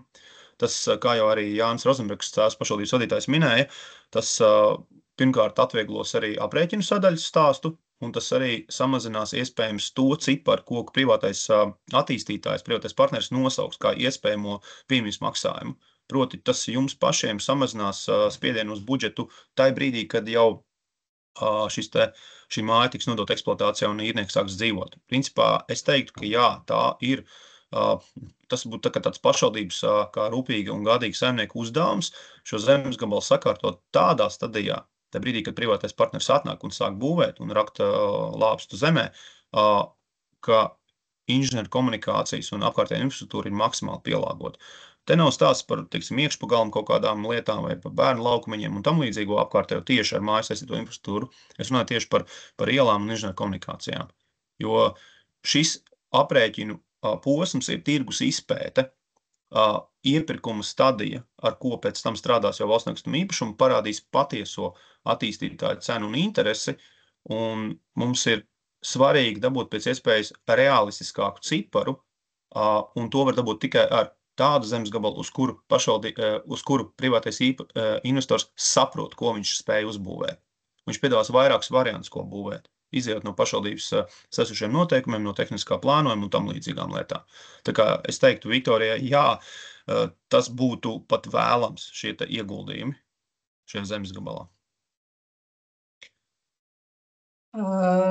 Lūdzu, Bairas kundze, jūs varat papildināt savu jautājumu. Nē, paldies par šo. Es pilnībā sapratu. Man vairāk par šo jautājumu nav. Es vēl drusciņi gribēju pieskarties tam, ko drusku minēja arī Olaine Andris Bergs attiecībā par šiem te pieprasījumiem attiecībā tieši no uzņēmējiem. Tad vai es pareizi saprotu, ka juridiskai personai nē, bet mēs skatāmies, kāda profila darbiniekus viņi izmanto. Līdz ar to, ja mēs viņus minām, mēs tā kā varam paplašināt to loku, kas iespējami varētu pieteikties šiem tīras dzīvokļiem. Tieši tā, un arī pašlaik patiesībā likums jums to atļauj darīt. Tad dzīvokļu palīdzības likuma 3 prim daļa ļauj pašvaldībai nosaukt arī jomas un uzņēmumu profesiju kategorijas. Principā atbilde ir jā, caur darbinieku. Nozīmē, ka tas ir mūsu rūpīgais darbs, patreiz ar mūsu uzņēmējiem. Precīzi, tieši tā. Jā. Paldies, liels Bairas kundze. Es mazliet papildināšu Mārtiņa atbildēji. Tātad mūsu tuvākā gada uzdevums būs saformēt pirmo loti. Mēs zinām, ka pirmā loti apmēram 1000 dzīvokļu. Droši vien mainīsies nedaudz jau aprēķinu rezultātā. Tā kā daļa no lēmuma par to, kuru zemes gabalu piedāvāt, ir jāņem vērā arī tas, ka gan ar Eiropas Investīcija bankas speciālistiem kopā ar šiem konsultantiem, protams, ka mēs visi kopā strādāsim uz, teiksim tā, maksimāli iespējot ļoti labu rezultātu pirmajā lotē, kas nozīmē, ka, ja kādas pašvaldības piedāvās izcīlīgi gatavus zemes gabalus ar lielāku varbūtību, pirmajā lotē tiks iekļauti šie, ņemot vērā, ka būs mazāk riski, skaidrāki nosacījumi, tā tie aspekti, kurus mēs šobrīd mēs nevaram pateikt, pie kuras gatavības, negatavības stadijas, ja pirmā lotē būtu iespējams iekļūt, nebūtu iespējams iekļūt, jo tas viss ir atkarīgs no tādas kopējās darbības, kurš no jums piedāvās. Bet, jāņem vērā, ka daļa no Eiropas Investīcija bankas nodevuma sadarbība ar valsts nekustamiem īpašumiem ir tāda kritērija matrica, kas ir zemes gatavība, ir tikai viens aspekts, ir gan šī kopējā programmas nosacījuma izpilde, lai mēs varētu Eurostat atzinumu dabūt ārpus bilances, kur nāk daži citi kritēriji iekšā, tā kā tas ir viss tas, kas tiks likts kopā, veidojot šīs lotes. Tas ir tāds, kas jāņem vērā. Pie tā viss pārējais, ko Mārtiņš minēja, ir spēkā. Es tikai minētu, ka, protams, ir 25. gada septembrī valdībai pieņemot lēmumu, tālākais posms ir NI veic iepirkumu, tajā brīdī, kāda tā zeme būs ar to, kas ir garantēti, tur būs, tas ies uz iepirkumu dokumentāciju jau konkrētā. Tā kā, tāpēc mēs to laika rāmi arī visur rādam, tur pēc tā laika rāmi jūs arī ļoti precīzi varat izlasīt, kurā brīdī, kas no jums būs nepieciešams tādā pilnā skaidrībai. Paldies! Un varbūt vēl pie šī papildinot, teiksim, tā pieredze vai strādājot ar šāda veida PPP projektiem, tas, kas ir tā teikt, pēc būtības jāizprot, ka ļoti liels darbs no privātā partnera puses tiek ieguldīts iepirkuma dokumentācijas sagatavošanā. Var pat teikt, ka pēc būtības tas ir tāds apgriezts process tam, kā Latvijā lielākoties iepirkumi, būvniecības iepirkumi tiek vadīti un organizēti, kur notiek iepirkums un tad notiek detalizētais darbs un parādās dažādi aspekti. PPP, šāda veida PPP iepirkuma dokumentācijas sagatavošana no privātā partnera tiek lēsta ir apmēram no 1 līdz 2% izmaksu ziņā no kopējā projekta nākotnes apmēra. Līdz ar to tie ir ļoti apjomīgi ieguldījumi faktiski uz iepirkumu. Šādā gadījumā privātais partners startē jau ar konkrētu detalizētu projektu, mājas projektu konkrētajā vietā piesaistīt konkrētajai zemē, un tas ir tas, no kā veidojas tā cenas formēšanās uz PPP līgumus pieejamības maksājumu. Tāpēc tā skaidrība par zemi, kāda viņa uz iepirkumu ies, no tā tad arī veidosies cena, un tad tas laika nogrieznis ir nākamā gada rudens. Jā, paldies. Mums ir vēl daži jautājumi. Kāda ir plānota īrnieku atlases forma, izsoles ceļā vai citas neierobežotas formas? Es jau Inga uzrakstīju, ka tā principā ir izsole, jo mērķis jums ir samazināt, jums mērķis ir samazināt savas saistības. Tad restīvi mērķis ir dabūt pēc iespējas maksāt spējīgāku publiku no tiem profesionālo maisaimniecības kritēriju, kopumā esošajiem īrniekiem potenciāliem. Tā kā, es teiktu, izsole ir, manuprāt, labākais veids, kā tikt līdz maksātspējīgai publikai uz dzīvokļos.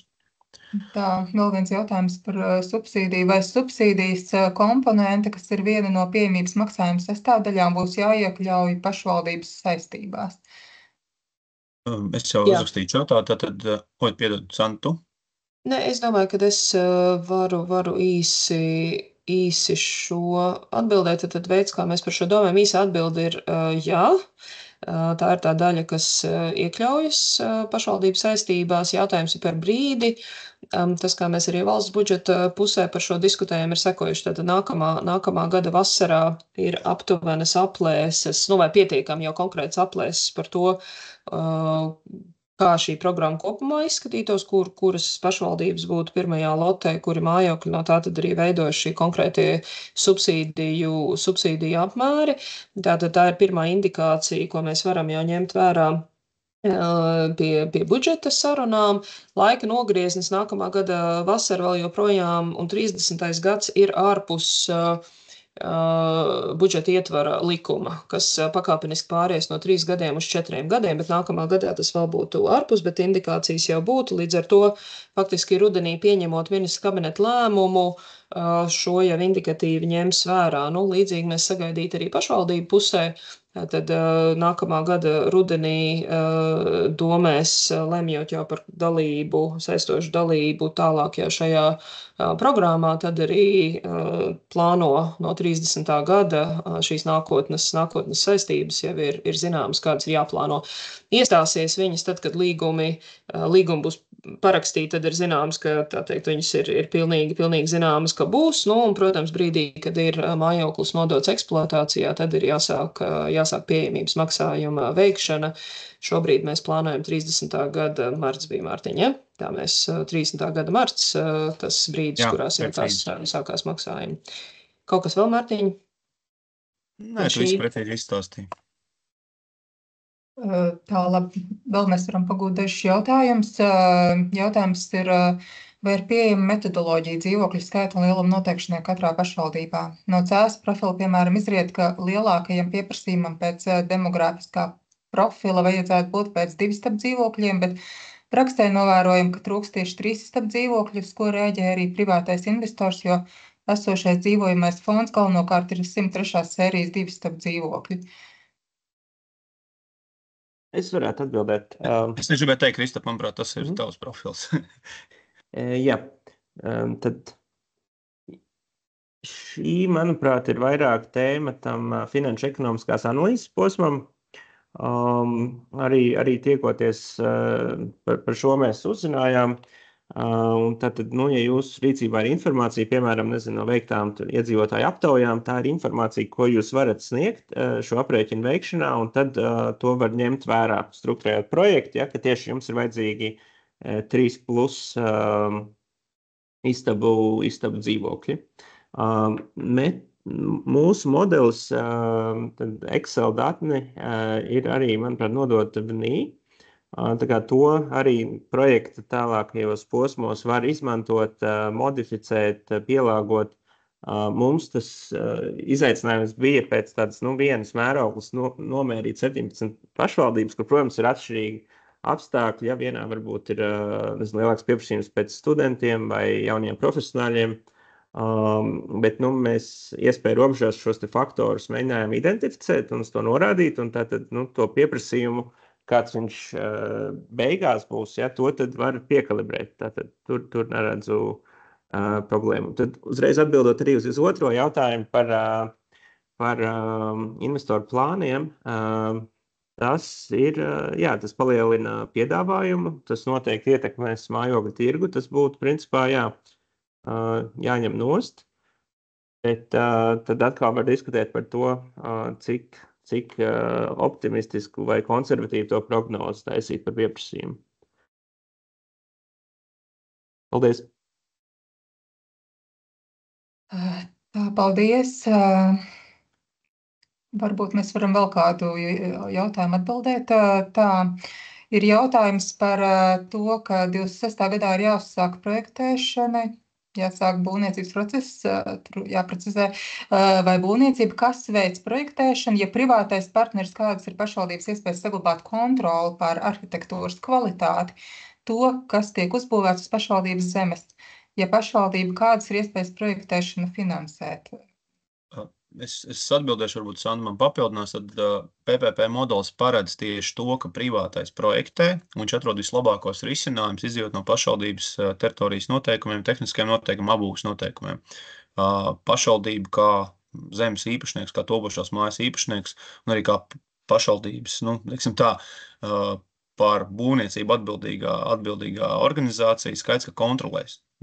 Tiešā veidā, un arī patiesībā tā arī ministrs uzsvēra tāda šī arhitektūras kvalitāte, lai tā plānotā māja un tā būve, lai viņi papildina pilsētvidi pilsētā, nevis kaut kādā veidā viņi degradē. Un tas ir svarīgs moments, un tātad projektēšana ir šī projekta viena no sākotnējām fāzēm. Tātad projektēšanas uzdevumu, projektēšanu kā tādu veids attīstītais. Te, kur ir Sanda kopīgoja tātad ekrānu, kur mēs esam ielikuši prezentācijā, kas tieši ir šis te privātais partneris, ko viņš dara. Tas nav tikai būvnieks vai, nezinu, kāda reģiona konkrēta būvfirma, tas faktiski ir attīstītājs, kas finansē būvniecību, finansē, organizē projektēšanu un arī organizē apsaimniekošanu. Un pašvaldība, jā, kā šī te projekta pasūtītājs, teiksim tā, vistiešākā veidā iesaistās šī pasūtījuma definēšanā. Un tajā brīdī, kad mēs tiksim skaidrībā ar finanšu ekonomiskiem aprēķiniem, mēs aptīsim, par kādu summu visjēdzīgāk ir attiecīgajā pašvaldībā uzbūvēt uz šīs zemes kādu māju, tad arī jūs varēsiet teikt, šis pasākums patīk, nepatīk, der, nedar, mēs varam viņu atļauties vai nevaram. Tālūk. Paldies. Faktiski mums ir laiks varbūt vēl vienam jautājumam. Es redzu, ka Latvijas pašvaldības savienība ir izteikusi bažu, bet es tur īsti neredzu jautājumu. Inga, mums Madara Jenert, kur bija šī jautājuma autori, bija arī pacēlus roku, varbūt tur vērts. Labi. Jā. Paldies. Jā, es tikai gribēju pateikties par atbildi. Vienkārši mēs kā CS, mēs esam veikuši nelielus sagatavošanās darbus, un tagad mums ir, tā ka mums jāizvēlās, kurā zemes gabalā tad mēs iesim. Ir tā, ka ka ļoti jūtīgā, tā kā pilsētu būvnieciska vietā, ļoti tuvu CS vecpilsētā, tādēļ ir tā baža par arhitektūras kvalitāti un par to, kādā veidā šis attīstītājs, kādā veidā viņš izvēlās tos arhitektus, ar ko strādāt. Jo, ja tas ir liels iepirkums, kas ir, ko veic valsts nekustamie īpašumi, tad īstenībā beigās iznāk, ka pašvaldība var tikai teikt, vai mums kaut kas patīk vai nepatīk, vai mēs vairs varam īsti iesaistīties tā risinājuma tapšanā ar kaut kādu savu redzējumu. Tā ir tā baža. Vai arī mēs labāk startējam kaut kādu vienkāršāku zemes gabalu, kur nav tik liels prasības, bet kur atkal, kas varbūt nav tik garšīgi, ne tam attīstītājiem, ne arī tā kā mums varētu būt kaut kāda riska, lai aizpildītu tos dzīvokļus. Par to ir mūsu pārdomas šobrīd. Es varu sākt atbildēt, Sandi, tu vēlēs tu droši papildini. Patiesībā tas jautājums, ko jūs uzdot, ir ļoti loģisks, un patiesībā viņš jau parāda to iekšējo diskusiju, kas būtu pašvaldībai jāveic attiecībā uz šo zemes gabalu piedāvāšanu. Šobrīd, kas ir vajadzīgs? Šobrīd mums ir vajadzīgs, lai pašvaldība rezervētu šos zemes gabalus potenciālā projekta īstenošanā. Šobrīd nav nepieciešams tāds uzreiz steidzīts kaut kāds pašvaldības darbs vai kaut kāda tāda, teiksim tā, nevajadzīga rosība. Kas ir vajadzīgs? Tas, kā jūs pareizi teicāt, padomāt, uz kuriem no šiem zemes gabaliem būtu, teiksim tā, šī būvniecības iecer visreālāk īstenojama. Attiecībā uz zemes gabaliem es teiktu, ka nav liekts arī pašvaldībām rezervēt vairākus zemes gabalus, un par to kontroli, jeb šo iesaisti, viņi to darīs sadarbībā ar jums. Un pirmā fāze, kā es jau minēju, šis nodoma protokols par zemes rezervāciju, un otrais posms jau būtu pēc pašvaldību vēlēšana, tad noslēgt šos te jau atbilstoši privātās publiskās partnerības likumam, šos te saistošos jau līgumus, kur paredzēt attiecīgi arī pašvaldības iesaist ar iepirkuma procesā. Tā kā pašvaldības nekādā ziņā netiks atstāts aiz borta, tieši otrādi, es domāju, ir ieinteresēta tiešā veidā saprast to pašvaldības vajadzību, lai to cenu dabūtu pēc iespējas izdevīgāku. Tā kā noteikti tie visi zemes gabali un tā visa arhitektūriskā kvalitāte un viss pārējais, tas tiks ņemts vērā privāto partneru atlasot. Tā kā tur bažām nevajadzētu būt. Jā, un tas, ko es papildinātu, ir faktiski uz brīdi, kad viņi strādās, kas ir pēc gada un jau konkrētajiem lēmumiem, strādāt pie iepirkuma dokumentācijas, tur būs nepieciešami pašvaldību noteikumi, tad arhitektūras plānošanas uzdevumi, kuros visas savas vēlmes, vajadzības, protams, var iekļaut, bet tā ir tā, būs ļoti sarežģītas prasības, cena būs augstāka, tur būs tā izsvēršana. Tā kā varbūt, kad jūsu gadījumā arī viena no iespējām ir tas, ko Mārtiņš piedāvā, ka mēs minām divus iespējamus zemes gabalus, un tad arī sadarbībā ar šiem konsultantiem iespējams varam arī iegūt vērtējumu vai tās arhitektoniskās prasības, kas būtu tuvāk CS vecpilsētai, viņas varētu būt kā šķērslis vai ir izpildāms pēc pieredzes. Šie nami nav vienveidīgi. Viņi ir gan Īrijā, gan Beļģijā, kur tiek būvēti, un citur viņi ir atbilstoši tai vidē, kurā viņi tiek tiek būvēti un atbilstoši tām prasībām, kuras pašvaldības izvirzas. Tā kā ir gan daudzstāvnami, gan rindu mājas, visi varianti ir visdažādākie praktiskā realizācijā bijuši. Paldies.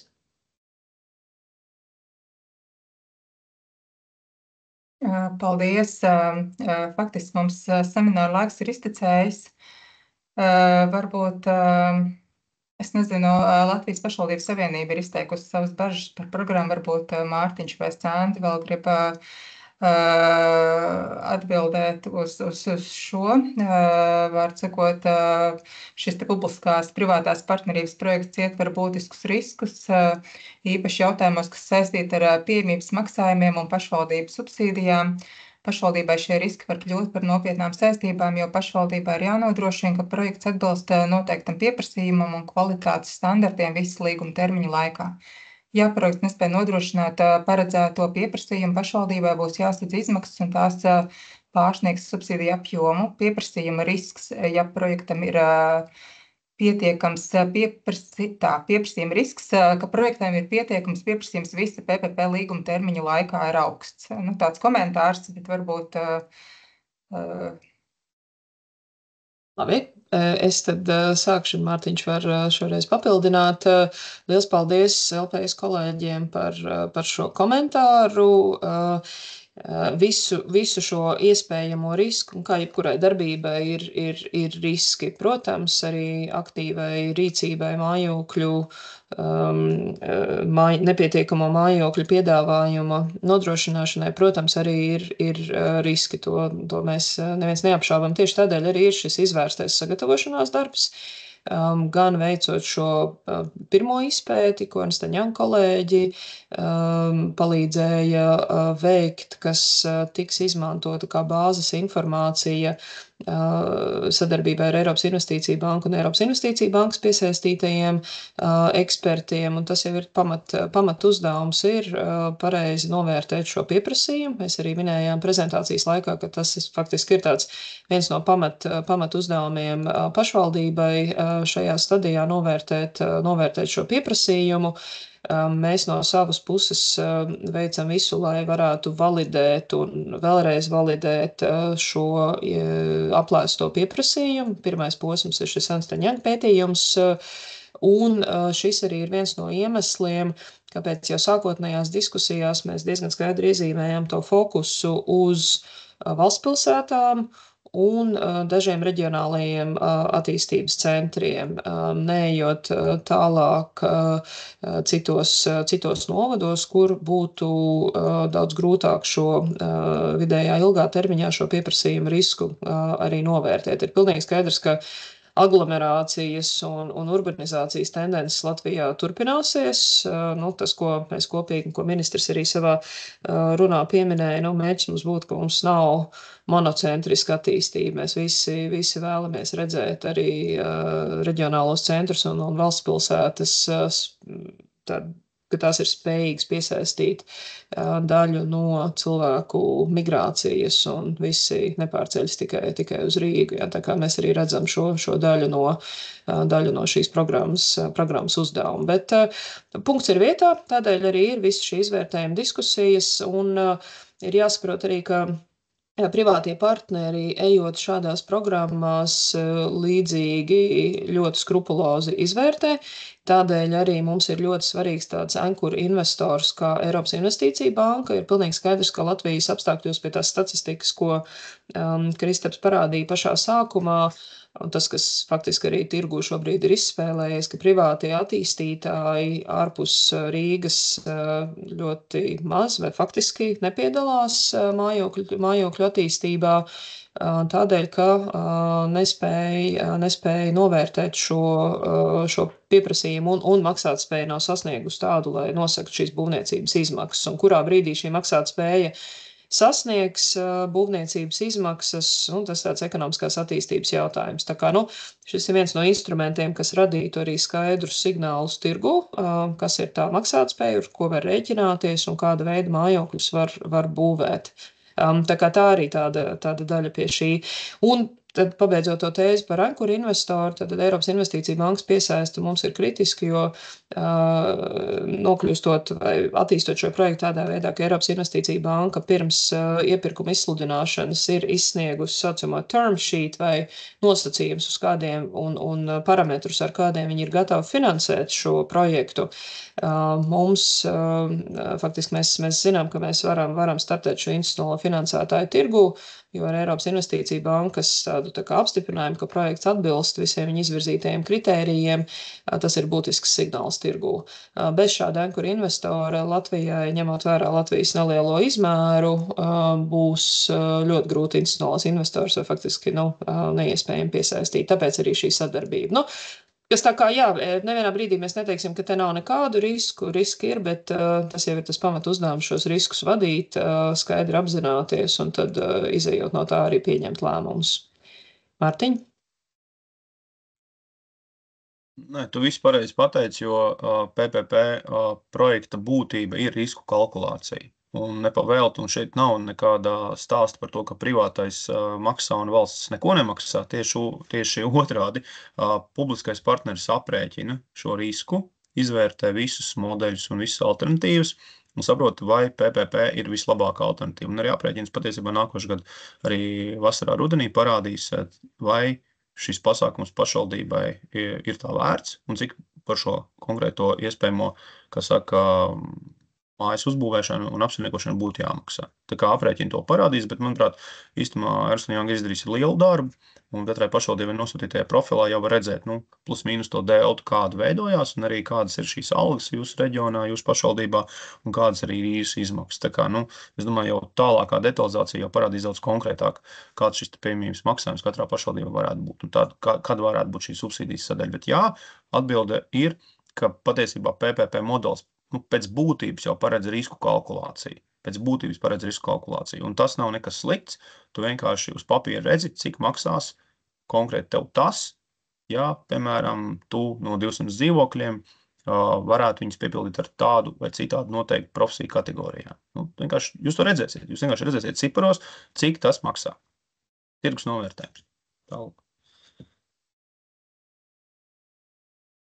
Jā, paldies, kolēģi. Mēs esam jau pārtērējuši laiku. Es domāju, ka šeit mēs varētu arī apstāties šodien, bet, protams, ka mēs esam atvērti uz visu veidu sadarbību. Lūdzu, nepajautātos jautājumus droši rakstiet, komunicējiet. Mēs pēc iespējas ātri centīsimies uz tiem atbildēt. Un kopīgi strādāsim pie nākamajiem soļiem. Paldies visiem! Paldies, liels! Jā, visu labu!